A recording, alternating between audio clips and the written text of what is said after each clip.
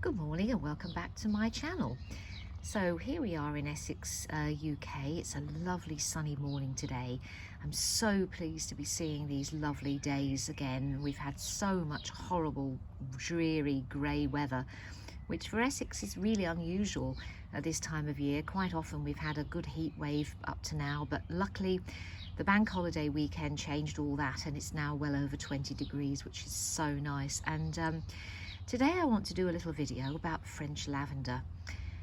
French lavender is an absolutely gorgeous plant, and I think I'll start by saying that if you've got a relative that loves gardening, and maybe it's their birthday, perhaps it's your mum or your auntie, and you're wondering what to buy them, and perhaps you haven't got a lot of money and you're thinking about you'd like to buy them some flowers, but you know, they're not cheap, are they, to get them delivered and so on. Well, what about a lovely French lavender plant? You can't go wrong with these. They're well under £10 in most garden centres, and if you've got a market stall near you, you may even be able to get them for as little as £5. The great thing about them is they are just gorgeous. And one of the wonderful things about them is that they flower for quite a long period of time.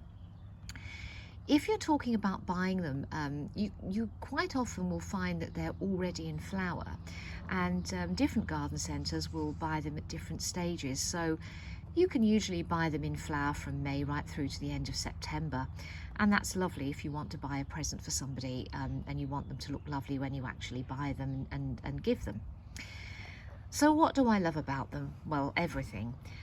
You can get them in many different colours. They come in this gorgeous mauve and lilac. You can get the beautiful ones with white tips. You can get pinkish varieties of them. But I think my favourite are probably the lavender and lilac. They remind me of my grandma. I think she used to love lavender, and she lived to a ripe old age of 102, and lavender was one of her favourite plants. She particularly liked the English varieties as well, but I do love the English lavenders, but there's just something so beautiful about this particular French group of plants that they're just gorgeous, and there's something very intricate about the flowers. If I can show you right up to this, if I can actually show you a little bit nearer, they have this gorgeous little area at the top, which is often called the ears. And they're absolutely lovely little wispy bits of a lighter colour. And then on the actual main part of the plant, you've got the much darker purple areas as well. So are they easy to grow? Well, yes, they are. If you buy the plants like this, just make sure you put them somewhere really sunny. They will do quite well actually in partial shade as well, but if you want them to do the best you can, then you want to really replicate their natural growing environment, which of course would be in somewhere like the south of France, where it's really lovely and warm and sunny, and so therefore they're getting a lot of sunlight. A lot of books will tell you that they don't need much water, which of course is probably true in terms of if they're out in a field and they're in soil, they will get some of the water they need from the soil itself. But what I would say is if you're going to put them in a pot situation, I would disregard that advice completely. It's the same with figs. I've read so many times about figs not needing much water, but if you put a fig in a pot, which you're nearly always recommended to do because they have otherwise very invasive roots, I find that they do much better with buckets of water on them, and these are very similar, especially a day like this where it's really dry. You want to be looking to give these a good soaking at least once a day, I think, if they're in a pot. If you don't, they will start to limp and look a bit shabby. So unless you're putting them actually in a border, I think a jolly good watering isn't bad.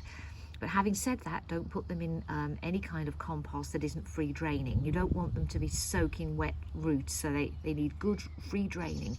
So if you're putting them in a pot, you want to use something like John in his number 3 with some extra grit added, and preferably some crocking in the bottom of the pot. They look really nice in these stone pots because of course that's very similar to the kind of environment that they actually grow in.